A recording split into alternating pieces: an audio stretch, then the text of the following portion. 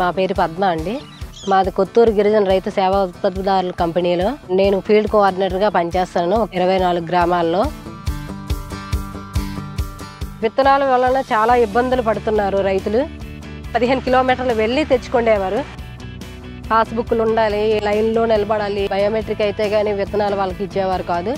బ్యాగ్కి కనీసం 150-200 రూపాయలైనా ఎక్స్ట్రా వేసుకొని వాళ్ళు అమ్మేవారు మా రైతులకి. రైతులందరికీ ఒక యూనిటీగా పెడితే బాగుండనే ఆలోచన మాకు వచ్చింది.